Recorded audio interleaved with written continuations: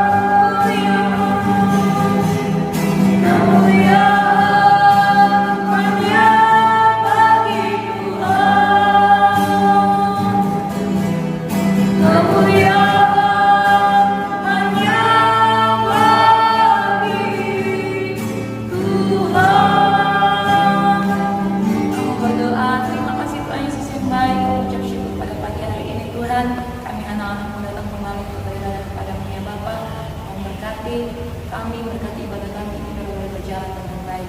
Serahkan ibadah kami dalam pengasihmu dalam nama Tuhan Yesus Kristus. Kami sudah berdoa dan bersyukur. Haleluya.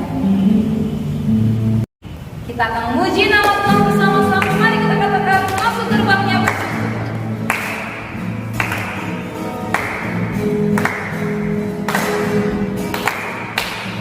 Masuk gerbangnya bersyukur.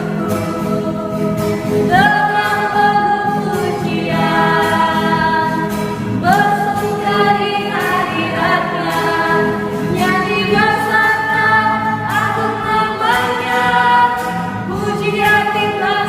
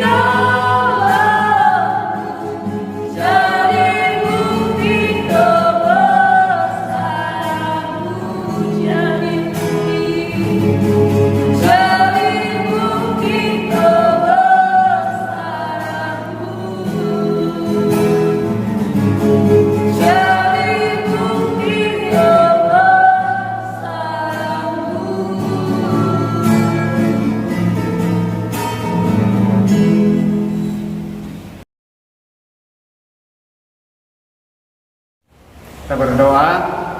Terima kasih Tuhan, kami bersyukur, kami telah memuji, memuliakan Tuhan. Saat ini Tuhan, kami mau siap mendengarkan firman Tuhan. Tuhan, tolong hamba-Mu yang menyampaikan firman-Mu, beri kuasa-Mu Tuhan, agar setiap firman yang disampaikan dapat tertanam di hati kami, bertumbuh dan berbuah, dapat kami lakukan dalam setiap kehidupan kami. Terima kasih ya Tuhan. Saat ini kami serahkan semua ini dalam tangan Tuhan. Di dalam nama Yesus kami berdoa dan bersyukur. Haleluya. Amin.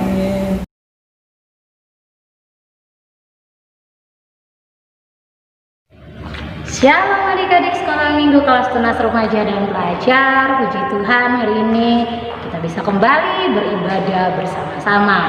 Nah, kalau tadi adik-adik kita sudah menyanyi bersama-sama, hari ini Kak Evi mau sampaikan sebuah cerita firman Tuhan.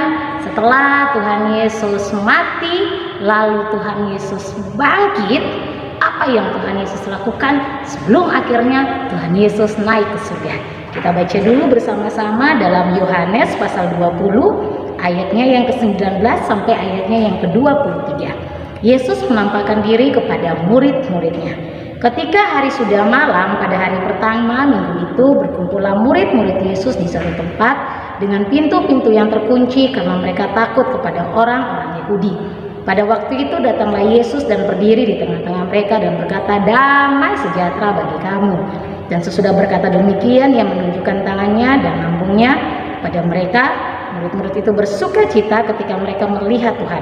Maka kata Yesus sekali lagi, "Damai sejahtera bagi kamu, sama seperti Bapa mengutus aku, demikian juga sekarang aku mengutus kamu." Dan sesudah berkata demikian, ia mengembusi mereka dan berkata, "Terimalah Roh Kudus. Jikalau kamu mengampuni dosa orang, dosanya akan diampuni, dan jikalau kamu menyatakan dosa orang tetap ada, dosanya tetap ada." Nah, adik-adik kelas tunas remaja dan pelajar, hari ini kita sudah belajar membaca sama-sama cerita kisah tentang ketika Yesus bangkit dan Yesus menampakkan diri kepada murid-muridnya. Di dalam kisah ini ada salah satu kisah di mana Yesus datang ketika murid-muridnya itu ketakutan, mereka bersembunyi, mereka ada di satu tempat, mereka merasa takut, merasa sendiri. Lalu Yesus datang di tengah-tengah mereka. Waktu itu Yesus katakan kepada mereka, "Damai sejahtera bagi kamu." Biasanya di tengah-tengah ketakutan, di tengah-tengah kesepian, rasa sendiri, kita butuh yang namanya damai sejahtera. Dan Yesus memberi damai sejahtera. Adik-adik, damai sejahtera itu kalau bahasa Ibraninya shalom. Biasanya kan kalau kita menyapa orang-orang atau ketika kita pulang ke rumah atau ketika kita beribadah, sapaannya selalu shalom. Artinya damai sejahtera bagi kamu. Tapi kata shalom itu juga punya banyak arti. Bukan cuma damai sejahtera bagi kamu. Kata shalom itu juga punya arti persahabatan. Ketika kamu mengucapkan shalom, artinya kamu bersahabat. Atau juga mempunyai arti kesejahteraan.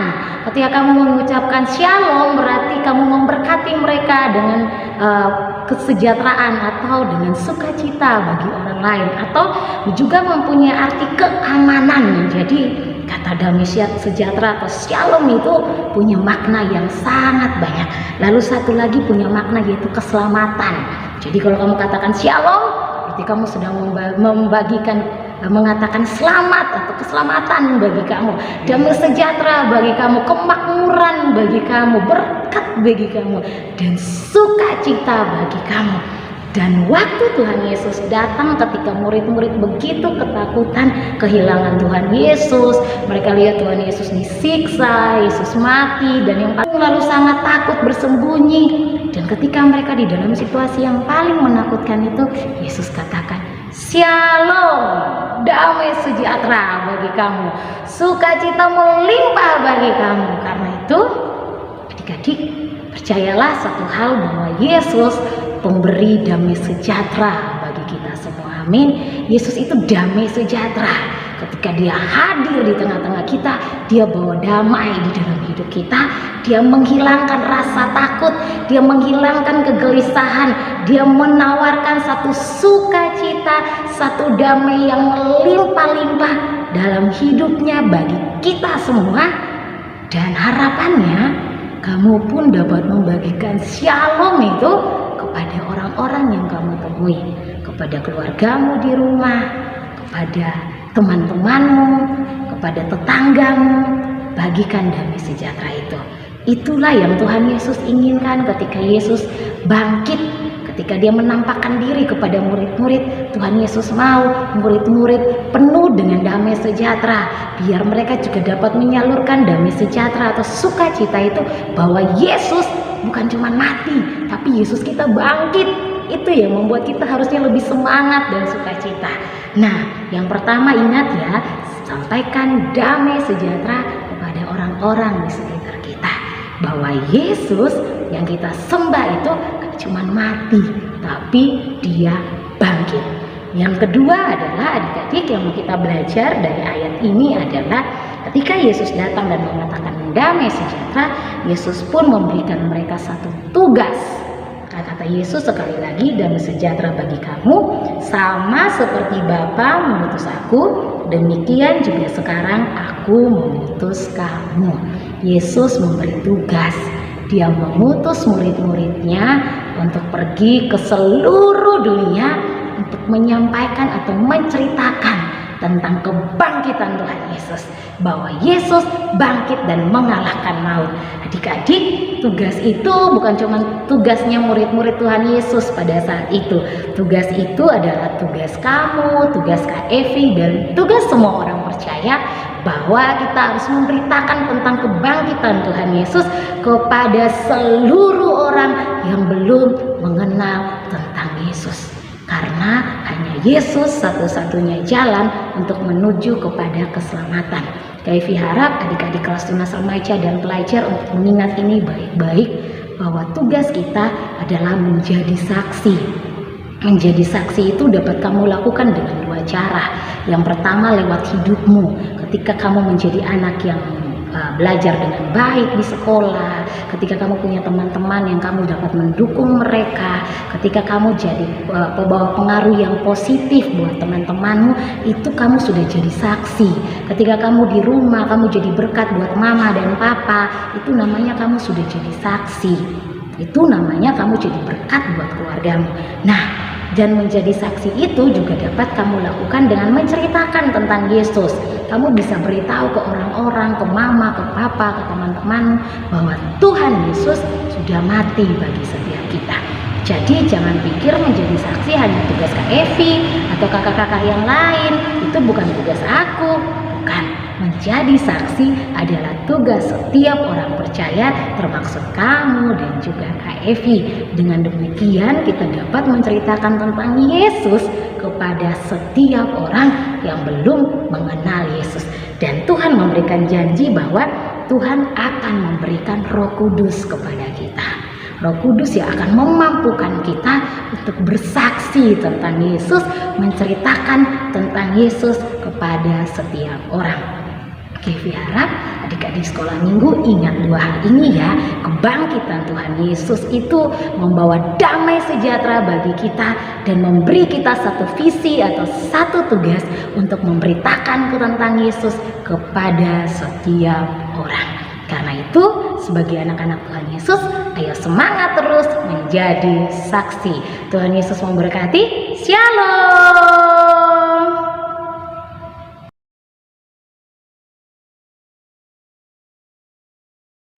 Kita ucapkan doa kami bersama-sama. 1, 2, 3. Bapa kami yang di surga, dikuduskanlah namamu, datanglah kerajaanmu, jadilah kehendak-mu di bumi seperti surga.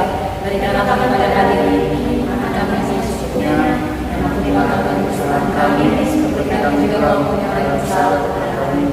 Janganlah membawa kami dalam pencobaan, lepaskanlah kami dari dunia, karena Engkau yang punya kerajaan, kuasa, dan kemuliaan sampai selamanya. Amin.